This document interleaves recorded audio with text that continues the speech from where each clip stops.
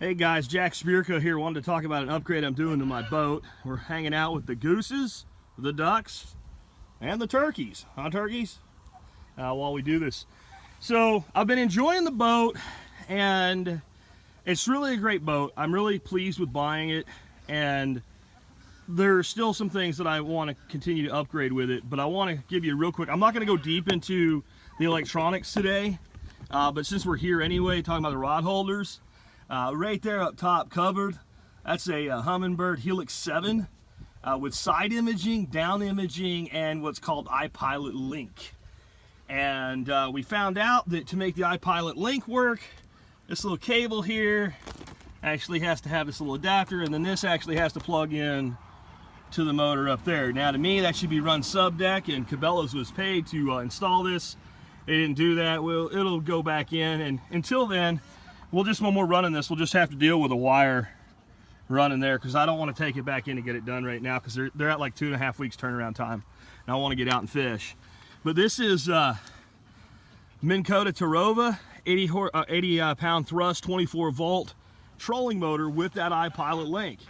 And what this lets us do is tell the boat where we want it to go, or tell the boat where we want it to stay, and I'll leave it there because I'm going to do much more in-depth info. But if you check out iPilot Link on the Humminbird website, that piece of equipment is designed to talk to this piece of equipment. It'll kind of blow you away what it can do following contour. But we were out fishing, my buddy David and me, and we were sitting over this hump, and we were catching channel cats. Unfortunately, they were too little to keep, too little for me to even want to keep. And but we were catching a bunch of them, and they were right down under the boat. And we had identified some structure with the fish finder, and even though they weren't talking to each other, the anchor function, which means you just hit a button on the remote control, and that motor will hold you within 3 feet of where you want to be all day long. So we were just kind of sitting over that hump. We were fishing vertically straight down, and let me get a prop here. We wanted to actually run more than one rod apiece until we realized we weren't going to catch any bigger fish, and we realized we might want to do that in the future. Well, I have these integrated flush mount rod holders that came with the boat. They're really nice.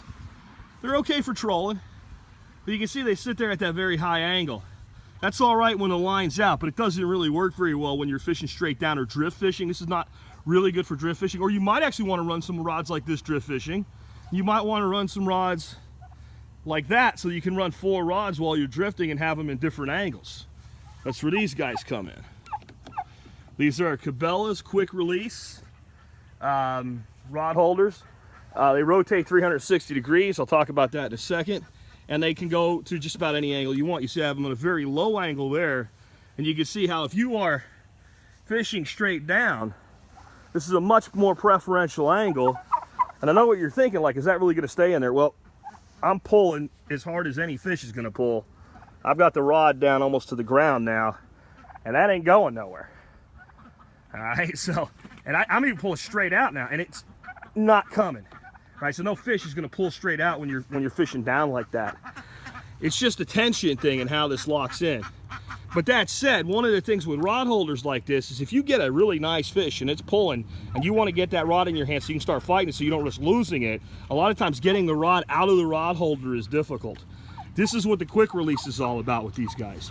You reach down and grab your rod here where you would grab it anyway, and instead of trying to pull it out of the rod holder, check this out. When you pull up, that hinges, and then you can pull the rod straight out with no resistance and go on to fight your fish. And again, that's not going anywhere while it's sitting there, because the fish isn't going to push it up. It's going to pull it out or down. And I kind of wanted to have a couple of them already adjusted, because they're really easy to adjust, but trying to do it with one hand and the phone in the other hand, videoing it may be a little harder. So if you want to fish at a higher angle, you can. And you can see, even though that's a higher angle, it's nowhere near as high as this integrated angle right here. So it gives you a lot more flexibility. Plus, if you look at this, that rod's kind of canted back. And for trolling, you know, okay, that's all right, but that's really not a very convenient angle for anything but trolling or maybe drift fishing. So by having the ability to turn these things wherever you want them, you can see like that, we can turn and we can adjust to any angle that we want, including setting them straight up so they can just basically hold rods while on their way so that they're not in your way. So that gives us the capacity. I got 4 rod holders here, 4 there, 5, 6, plus the integrated 7, 8 10 rods I could hold, just with rods rigged up for different applications. I don't know that I'll ever need that many. Long term, I'm going to put a set of striker T-tops on it, and they're going to have a set of rod holders up high. Now just get all the rods up out of the way, period. That'll be the best, but until then, we're fine. So yeah, I had one of these taken apart to show you how they work. So they have this little double lock in them. They have a lock down here. You can see that little tab, and you can see that little star. Now the reason this is important is, you know, a lot of times things from a manufacturer don't seem very important, but I don't know if you can read that on the camera there, but it says inboard, and the arrow is pointing that way. Well, that's inboard that way. That would be outboard, inboard, okay? And they want it that way for a reason. You would never turn this 360 degrees around pointed at yourself if you want to do anything other than remove it. Well, see this right here? That won't come out, that won't come out. That's as far as you would turn this to use it. Anything beyond that, what are you gonna do? Fish inside your boat? It just doesn't make sense. But when you're inside your boat, that's where that comes out. This lets you have one-handed adjustment without worried about when you lift up on it, you're gonna disengage the overall rod holder. So that's why that's that way. Underway, I'm a big believer in minimizing your profile. So when I would be in tow, I'd have them like this. A little bit about how I installed these. Stainless steel, tapered head screws, and marine grade silicone bead was shot around each one. All I did was basically remove the rod holder, so I was only dealing with the base. I held the base in place, took my DeWalt drill, and just did a start hole, just barely marking the surface, because the Sharpie wouldn't fit through there, and I didn't feel like making a cardboard template, which would probably be the best way to do it. So since the Sharpie wouldn't fit down through the hole and make a mark, I just used the drill and just turned it a little bit to make a scoring. And that way I was able to take it off, clean out everything, set it back on, and make sure it was good before I actually committed to drilling it. Then using those marks, drilled through the wells. And then I took my silicone and put a little dot of silicone on top of each hole before the screw went in. Then I shot a bead of silicone on the bottom of this base. Not everywhere, because right there in the center it doesn't actually make contact. There's no need for it there. There's like a little channel that water flow out through from underneath it, which is smart.